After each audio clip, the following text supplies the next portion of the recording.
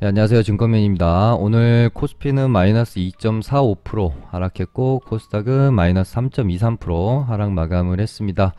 일단은 뭐 코스피만 놓고 보면 사실상 크게 뭐 힘든 흐름은 아니다라고 볼 수도 있어요. 이렇게 그냥 박스권 안에서 상승하락 상승하락을 반복하고 있는 상황. 물론 코스피도 이제 61선 뭐 3000포인트 이상 61선을 이런 식으로 이제 깨는 흐름이 나오면 이때부터 이제 대형주 많이 가지고 계신 분들도 좀 이제 힘들어지는 구간이 될 것이고, 반면에 코스닥은 이미 좀 많이 힘든 국면으로 지금 들어오고 있다.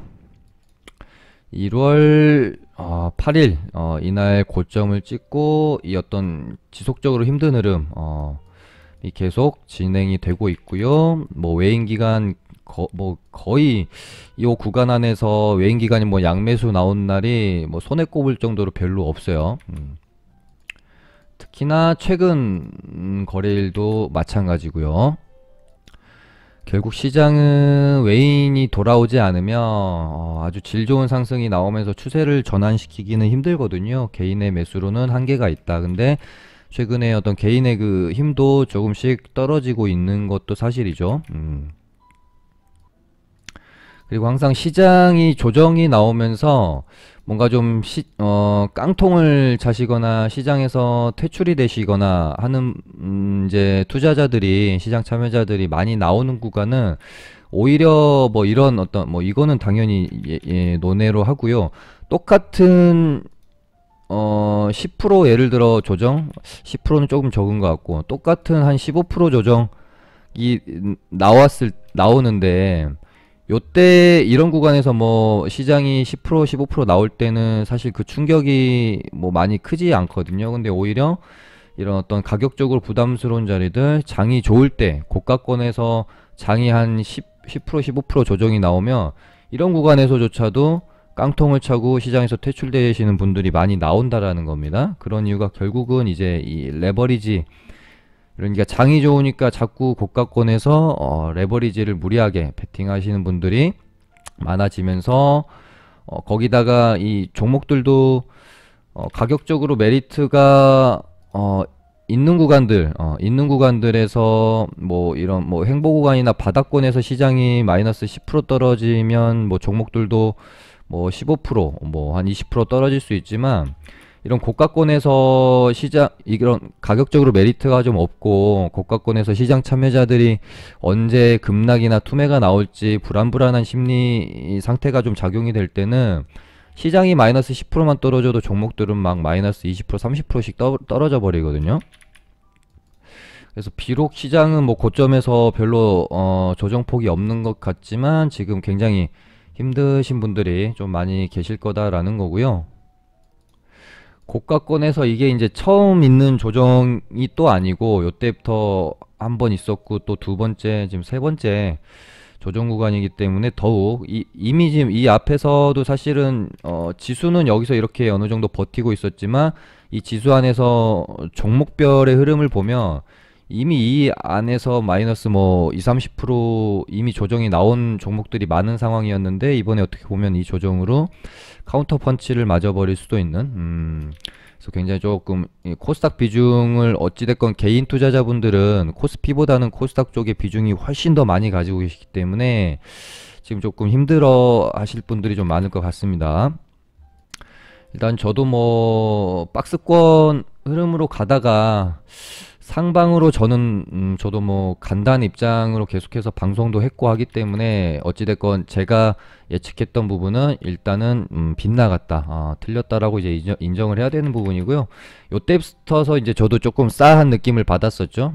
요때 설 연휴 끝나고 이 봉이 좀 추세를 전환하는 봉이 출현을 했으면 이렇게 가다가 바로 조금 상승 흐름을 타줬어야 되는데, 여기서 또다시 지지부진하면서 졸졸이 형태로 흘러내리는 모습을 보면서 이제는 내가 아무리 상방으로 갈 수 있다라고 생각을 했지만 시장이 그렇지 않다라고 얘기를 하고 꺾이면 리스크 관리를 해야 되는 게 당연한 거죠. 그래서 저도 1차적으로는 950 깨면은 리스크 관리 조금 하시고, 그 다음에 여기 920포인트 깨면은 또 리스크 관리 하시고, 900개면은 그때 가서는 뭐 현금 한 100% 전략까지도 생각을 해봐야 되지 않겠느냐, 그렇게 한번 말씀을 드렸었거든요.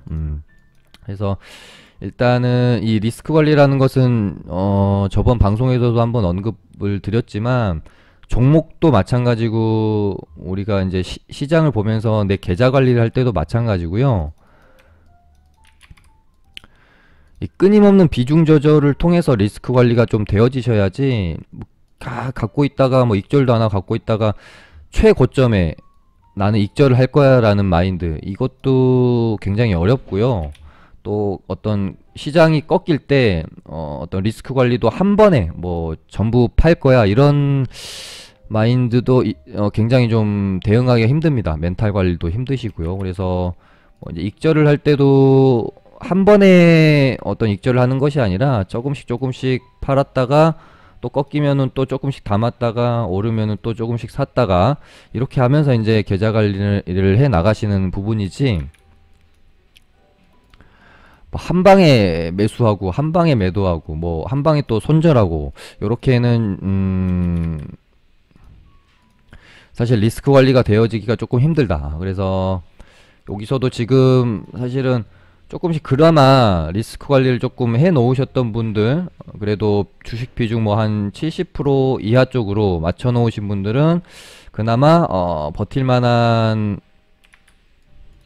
좀 여력이 있을 수 있고요. 만약에 900포인트를 깨는 어떤 구간이 오면은 이 밑에 구간 쪽에서 저가 매수 기회를 노릴 수 있는 비중 또한 남아있기 때문에 이제 그나마 괜찮으실 수 있는데, 지금 이 구간 안에서도 비중 조절을 못 해가지고 주식 비중을 100% 가지고 계신 분들이나 뭐 당연히 뭐 현금 100%면 그나마도 다행입니다. 근데 이 구간 안에서 레버리지를 좀 많이 쓰셔가지고 뭐 이제 신용까지 좀 많이 땡겨서 가지고 계신 분들은 지금 조금 많이 좀 힘드신 구간일 수밖에 없겠죠. 그래서 일단은 코스피를 기준으로 보면 사실상 그렇게 뭐 힘들다, 호들갑을 떨만한 어떤 모습은 보이진 않고 있어요. 아직까지는 이렇게 이제 박스권의 행복 구간이고, 저도 결국은 시황을 볼 때 지금으로서 가장 중요한 것은 결국은 미국의 연준이라고 저는 생각을 하거든요. 이 연준의 스탠스가 바뀔 때가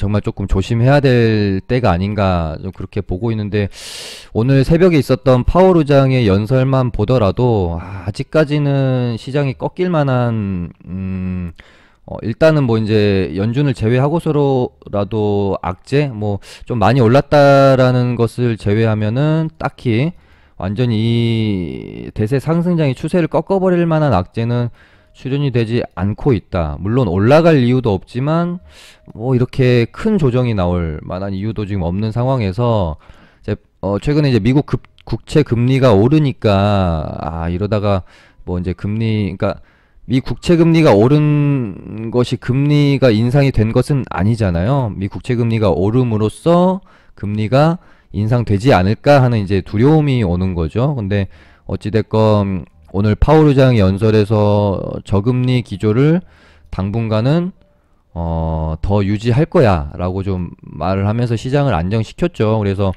오늘 나스닥도 마이너스 뭐 2.5% 넘게까지 급락이 나오다가 반등하면서 0.5%로 마감이 좀 되어졌고요. 이제 최근에 조금 걱정이 되고 있는 인플레에서도 제 기준에서는 어느 정도는 용인을 하면서 인식을 하고 있다, 그렇게 우려할 만한 수준은 아니다라고 좀 말을 해주는 것 같아서 이렇게 좀 이렇게 저렇게 생각을 해봐도 시장이 막 급락을 할 만한 요소는 없는 것 같은데, 일단은 뭐 조금 그렇게 강하지 않은 흐름으로 계속 지속이 되니까 저도 사실은 조금 답답하다. 어찌됐건 시장은 뭐 개인의 힘만으로는 절대 이런 식의 방향성을 만들어내긴 힘들고요. 외인과 기관, 메이저 세력이 좀 컴백을 해줘야 되는데, 일단은 연기금이 지금 한 40거래일인가요? 40거래일 동안 거의 매일 3천억씩 판셈이라고 지금 보시면 됩니다. 거기다가 지금 외국인도 계속 매도로 일관하고 있고요. 결국에 지금 이 박스권 안에서는 이제 개인들만 계속 매수를 하고 있는 거고 외인 기관은 계속 팔고 있죠. 연기금의 순매도 행진이 멈추고 이제 좀 매수 포지션으로 돌아서고 외국인이 이제 돌아오게 되면 어떤 이런 기조가 한 이틀, 3일 정도 유지가 되면 그때는 야, 이제 조금 이제 바닥일 수 있겠구나라고 생각을 해주시면 될 것 같은데 아직까지는 그런 모습이 좀 보이고 있지 않다. 코스피는 아직까진 뭐 괜찮으니까 코스닥 기준으로 보면 일단은 900포인트 의미 있는 지지 구간이 될 수 있는 900포인트이자 이제 121선 이 다 왔어요. 그리고 항상 어떤 그 저점은 투매랑 같이 잡히거든요. 그래서 오늘 투매도 어느 정도 좀 나왔기 때문에 일단 한숨 돌릴 수 있는 단기 반등 정도는 좀 나와주지 않을까 하는 개인적인 생각 정도는 가지고 있고요. 요때 지금 8월, 9월, 10월 때 이 조정 있죠? 요때랑 지금 패턴 자체는 거의 지금 흡사하다. 이때 당시에도 요렇게 헤드앤숄더 형태를 만들고 121선을 살짝 한번 깨놓고 상승으로 다시 흐름이 옮겨졌거든요. 지금도 요번 또 지금 이런 식으로 헤드앤숄더 형태로 상승 하락이 지금 조정이 나오고 있고요. 요때처럼 121선 근방에서 한번 저점이 잡히는 모습이 나와 줄런지 한번 확인이 필요하겠습니다. 어찌됐건 121선 근방에서 어떤 외인과 기관의 양매수 들어온 날이 뭐 이때처럼 하루 막 이렇게 들어오고 말지 않고 한 2, 3일 정도 기조가 유지가 되면 그때는 바닥이 좀 잡혔을 가능성이 있겠구나 라고 생각을 해 주셔도 될 것 같아요. 근데 사실 이제 제가 뭐 펀드 매니저라면 만약에 내가 펀드 매니저고 뭐 이제 자금을 운영하는 사람이라면 뭐 사실 저 같아도 이 아래 구간에서 많이 사왔던 거 지금 3000 위에서는 팔고 코스피 기준으로 3000 밑에 구간에서는 한번 담아볼 포지션으로 지금 시장을 좀 바라보고 있지 않을까 하는 생각. 코스닥은 900 위에서는 팔고 900 밑으로 좀 지수가 떨어지면 이런 구간에서는 다시 담고 뭐 이런 전략을 좀 쓰지 않을까 싶어서 사실 오른 거를 생각하면 여기서 추가 조정이 나오더라도 뭐 할 말은 없을 것 같고요.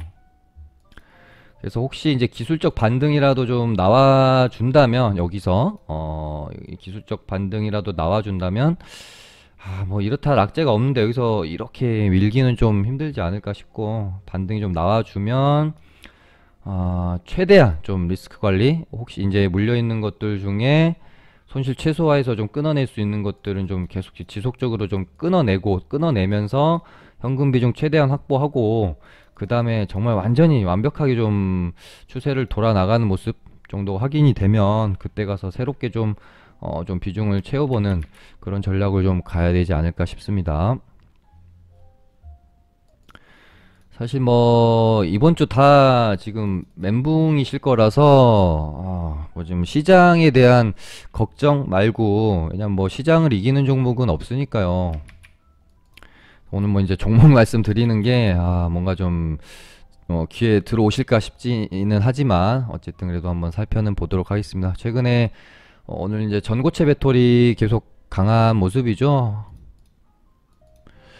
완전히 뭔가 조금 재료가 다 할 수도 있는 뭐 흐름이 굉장히 좀 깨질 수도 있는 구간이었는데 여기서 일단 뉴스로 한 방에 좀 땡겨버리면서 어제 상한가를 좀 들어갔었습니다. 근데 어제 저도 이제 슈팅이 나올 때 뉴스 나오기 한 5초 전부터 수급이 갑자기 들어오더니 VI 들어가고 뉴스가 나왔거든요. 근데 내용을 일단은 자세히 보시면 마치 이제 뭐 한농화성이 세계 최초로 전고체 배터리 전해질을 개발한 것처럼 뉴스가 나오긴 했지만 뭐 이제 한농화성이 개발을 한 건 아니고요.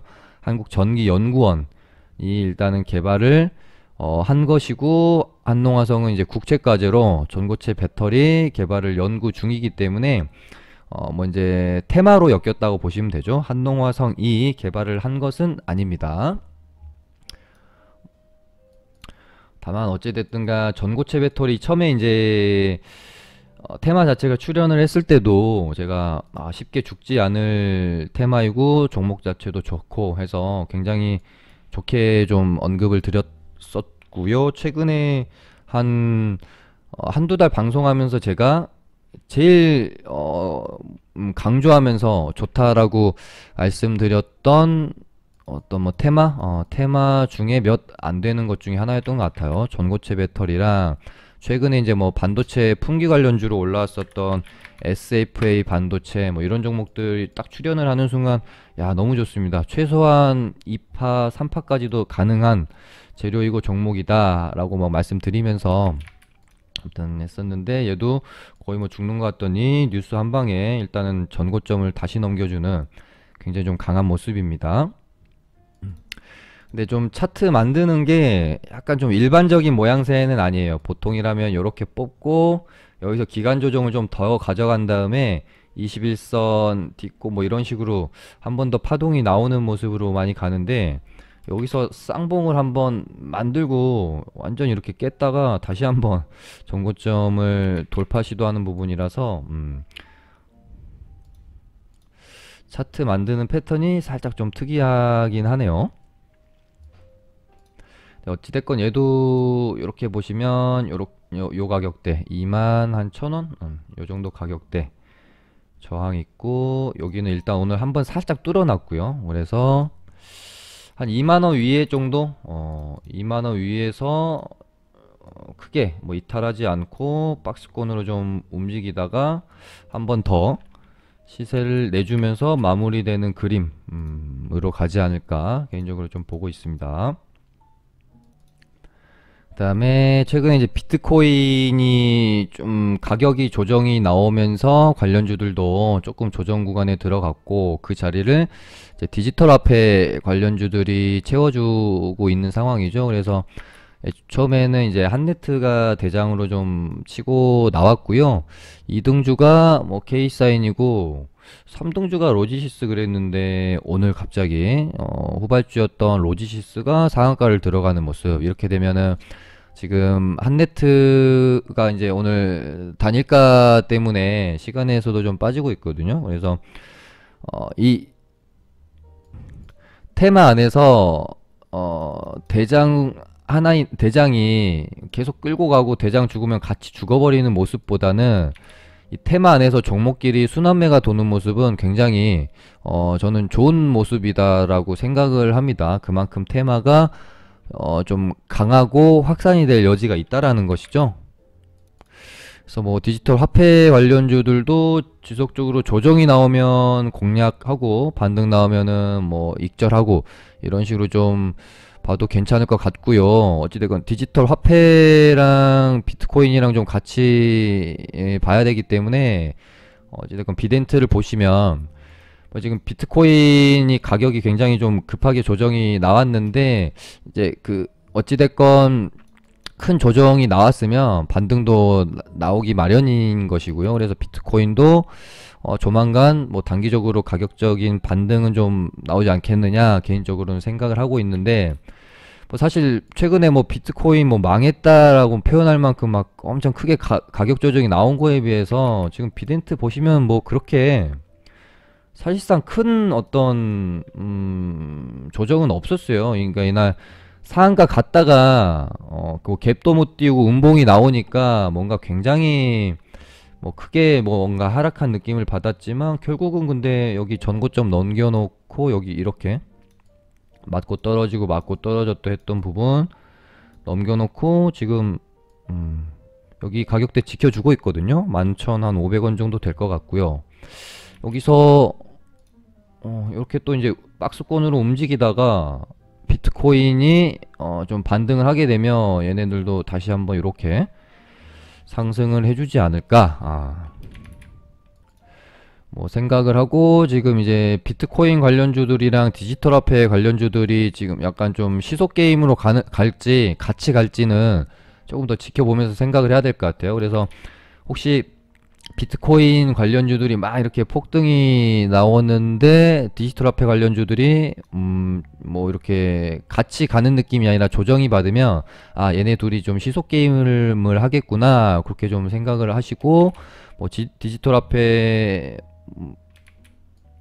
뭐 조정받을 때 뭐 사고 반등 나오면 또 이제 비트코인 관련주들 조정 나올 때 또 매수하고 뭐 이런 식으로 좀 이렇게 시소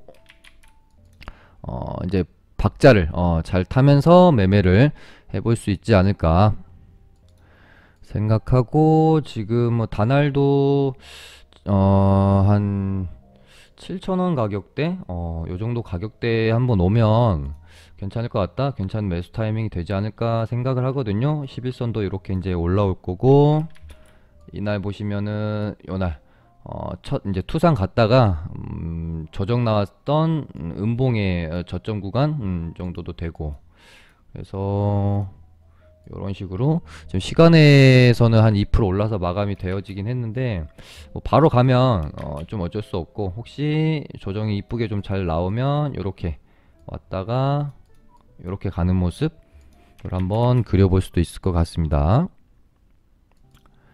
그 다음에 오늘 철강 관련주들이 최근에 되게 좀 강한 모습 보이고 있죠. 그래서 포스코 강판이 대장으로 보시면 될 것 같고 먼저 고려제강이나 뭐 삼연철강 이런 순으로 지금 강한 모습을 보였는데 테마 자체는 우리가 매매할 때 뭔가 좀 걱정할 거리 그러니까 먼저 테마 자체에 뭔가 좀 우리가 최근에 저희 매매하면서 보면은 그 뉴스나 테마에 악재 나오는 경우 되게 좀 많아가지고 스트레스가 좀 있으셨을 건데 철강 관련주들은 우리가 매매하면서 딱히 악재를 겪을 만한 그런 테마는 좀 아니기 때문에 좀 마음 편히 매매할 수 있는 그런 테마가 아닌가 싶은데 가격이 좀 너무 높다. 가격이 너무 높아서 접근하기가 이 가격대부터서는 조금 부담스럽죠. 뭐 얘도 뭐 더 가면 이제 단일가 문제도 있을 수 있고요. 그래서 또 시간에도 얘도 내일 좀 떴는데 이 윗구간으로는 공략하기 좀 어려울 것 같고요. 조정이 좀 깊게 좀 크게 나오면 한 요정도 구간까지 한번 기다려보는 전략으로 접근을 하시면 되지 않을까. 그리고 휘토류 관련주들도 최근에 좀 강한 모습이죠. 요렇게 이제 한번 시세를 내고 시세가 거의 이제 죽었던 구간에서 역배열로 가다가 이제 횡보 구간으로 접어들면서 이 역배열이던 이평선을 평평하게 좀 눕혀 놓고요. 다시 이제 정배열로 돌려놓는 요런 횡보 기간을 거치고 나서 새롭게 시세가 나고 있는 상황인데 사실 이제 이런 구간들은 그러니까 역배열에서 이렇게 돌아나간 구간에서 이렇게 이제 다시 한번 재탕 재료로 그러니까 한번 시세를 낼 때 썼던 재료를 가지고 또다시 이런 구간에서 시세가 나올 때는 저는 조금 이제 보수적으로 조심조심히 하는 편이에요. 이렇게 재탕 재료로 시세가 나오고 나서 이렇게 그냥 죽는 경우도 굉장히 많거든요. 이런 역배열 구간에서 우리가 보통 이제 설거지 파동 나오는 자리들이라고 하는데 이럴 때는 기준봉이 세워지고 나서 최소 한 2, 3일 동안 밀리지 않는 모습 이런 식으로 네 이런 모습이 좀 연출이 되어져야 되죠. 근데 뽑고 나서 요렇게 예를 들어서 요렇게 뽑고 나서 요렇게 이제 한번 해먹고 요렇게 이제 죽어버리는 경우 진짜 되게 많거든요. 그래서 요런 설거지 자리들은 상한가나 장대 한봉 나오고 나서 최소한 이 역배열이나 매물 소화를 하려는 의지를 한 2, 3일 정도 보여주는 애들 를 확인하고 나서 접근하시는 게 좀 좋다. 아무튼 그렇게 좀 말씀을 드렸었고 얘네도 이제 이때랑 어떻게 보면은 재료는 같은데 여기서 한 가지 좀 다르게 생각해 볼 수 있는 부분은 재료는 같은데 이 부분이 다르죠. 이때는 트럼프 때였고 이번에는 바이든 이라는 부분이 이제 조금 다르게 시장에서 먹힐 수는 있는 부분이고 일각에서는 뭐 바이든이 이제 대통령이 되기 전부터서도 제가 한번 방송에서도 다뤄드렸던 적이 있었던 거는 같은데 오히려 바이든이 좀 더 강경할 수도 있다라는 시선도 굉장히 많습니다. 중국에 대해서. 트럼프는 실제 어떤 행동보다는 겉으로 더 뭔가 좀 강경한 스타일이라면 바이든은 뭔가 좀 외모나 그냥 겉으로 풍겨지는 이미지는 뭐 되게 좀 젠틀하고 신사 같을 것 같은데 실제로 하는 행동이나 이런 것들은 트럼프보다 더 강경한 스타일 이라는 뭐 이제 이야기도 많아서요. 앞으로 이 문제가 전보다 강도 높게 만약에 미중 무역 전쟁이 진행이 되면 뭐 당연히 충분히 그 진행 상황에 따라서 전고점도 돌파해 줄 수 있는 상황이 연출이 되겠죠. 그리고 무엇보다 이 유니온이란 유니온 모티리얼즈 얘네들은 진짜 끼가 너무 좋아서 일단 한번 시세를 내면 항상 멋있는 모습을 좀 보여줬던 애들이거든요. 그래서 관심 종목에 넣어놓고 지켜볼 필요가 있겠다라고 생각을 합니다. 그 다음에 오늘 오랜만에 박셀바이오가 상한가를 가는 모습을 보여줬고 이제 박셀이 가니까 예전에 항상 같이 따라다녔던 피플바이오도 상한가를 갔고 이제 신규 상장 바이오주들이 움직이니까 갑자기 저기 뭐 제넨셀 관련주로 최근에 계속해서 졸졸이로 떨어지던 한국파마랑 뭐 필룩스 이런 애들도 반등이 이제 조금 나오는 모습이었습니다. 이제 박셀바이오는 좀 이게 저도 뭐 이렇게 상담 같은 거 하면 물려 계신 분들이 정말 되게 많더라고요. 그래서 저도 이제 상담을 할 때 이렇게 마음 먹고 그러니까 솔직히 말해서 작전주라고 봐야 되겠죠. 그러니까 해년마다 매년마다 정말 이런 어떤 우리가 흔히 말하는 미친 종목 희대의 작전주들이 뭐 원래 코로나 전에는 1년에 나와봐야 뭐 한두 종목 두세 종목 정도 예를 들면 얘가 지금 몇 프로 올랐죠? 25,000원짜리가 그러니까 뭐 한 7배 막 10배 이렇게 가는 종목들이 그러니까 거래대금 없이 완전히 그냥 막 작전주로 가는 애들 말고요. 거래대금 실려주면서 시장의 주도주 역할을 하면서 막 5배, 10배씩 가는 애들이 코로나 이전에는 1년에 뭐 그렇게 많은 종목이 나오지 않았어요. 근데 코로나를 기점으로 막 정말 뭐 한 달에 한 개씩 쏟아질 만큼 흔한 이런 대시세를 내는 종목들이 되어졌는데 사실 이렇게 이제 대시세를 냈던 종목들의 끝은 사실 거의 다 비슷합니다. 이 대시세를 냈을 때에 만들었던 고점을 또다시 넘겨주는 경우를 저는 사실 아직까지는 보지는 못했던 것 같아요. 그러니까 뭐 실적으로 대시세 내고 이런 애들 말고요. 누가 봐도 그냥 그러니까 뭔가 좀 세력주로 이렇게 대시세를 냈던 종목이 고점을 만들고 다시 이 고점을 그러니까 전고점 터치까지는 하는 경우는 뭐 종종 있으나 다시 이렇게 시세를 더 내는 경우는 사실상 조금 지금까지 본 적이 없고 그러기도 좀 힘들지 않나.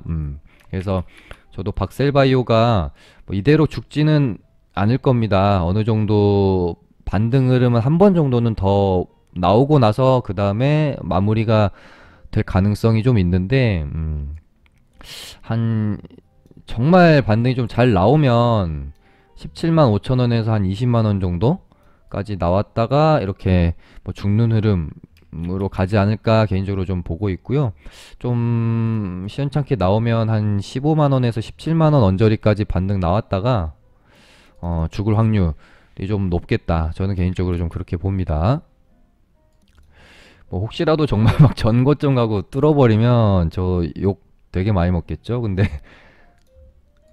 그런 어떤 기적, 예외적인 상황에다가 우리의 어떤 소중한 돈을 자꾸 베팅을 하는 것보다는, 어떤 뭐 상식적이고 확률 높은 곳에 좀 중점을 두고 대응을 하시는 게 조금 더 우리의 소중한 돈을 지킬 수 있지 않겠느냐 그렇게 생각을 하고요. 그 다음에 최근에 되게 좀 좋은 모습 보여주고 있는 종목이 현대바이오라는 종목이고, 얘도 이제 제가 언제였던가요? 방송에서 한 이쯤 됐었나?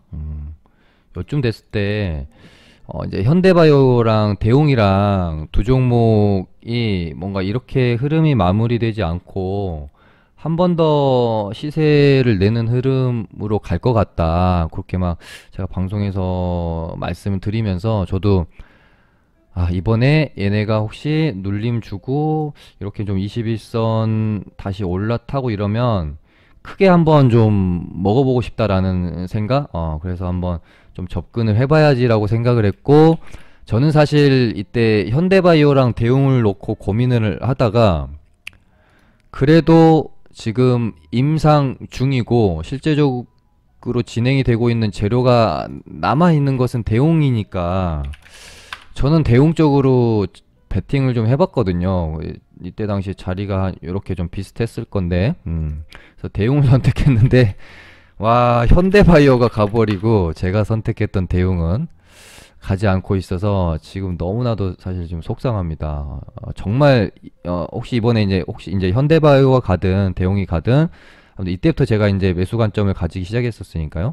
그래서 이때 만약에 사게 되면 정말 길게 끌고 가보자라는 마음으로 좀 가지고 있었거든요. 근데 현대바이오는 사실상 뭐 이제 시장에서는 뭐 경구용 치료제로 테마로 움직이고 있긴 하지만 우리가 그래도 이제 재료에 대한 실체적인 게 있는 것은 이제 대웅이라고 봐야 되니까 저는 대웅을 선택한 건데, 야, 너무 아쉽네요.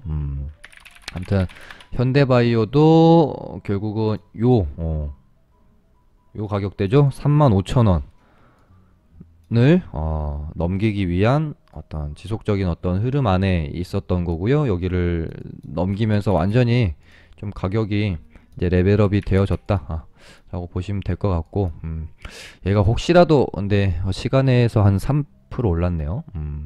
혹시라도 이 정도 구간으로 들어오면 굉장히 매수 찬스다라고 생각을 했는데 들어오지 않고 이렇게 좀 갈 확률이 있겠네요.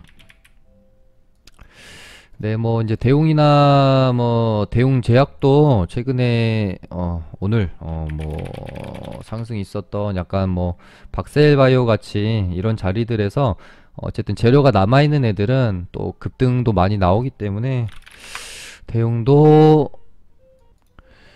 뭐 뉴스 정도 하나 나와주면 충분히 요렇게 하나 정도는 좀 뽑아줄 수 있는 자리다. 근데 뭐 지금 종목이고 뭐고 지금 뭐 일단은 시장이 가장 중요한 부분이죠. 제가 지금 방송을 찍고 있는 동안에 6시 한 20분 정도 되는데 미국 선물이 좀 상승 전환을 하니까 시간에서 뭐 종목들 조금 이제 대체적으로 시간에서 조금 오르면서 끝나는 종목들이 좀 많이 있네요. 아무튼 아까 말씀드린 것처럼 그래도 기술적 반등은 좀 나오지 않겠느냐. 그래서 얼마나 나올지는 모르겠지만 기술적 반등이 좀 나오면 조금 최대한 뭐 손실을 좀 줄인 상태에서 리스크 관리 그래도 좀 해놓고 그 다음 추이를 지켜봐야겠다라고 저는 좀 생각을 하고 있습니다. 오늘 이렇게 해서 마쳐보도록 할게요. 감사합니다.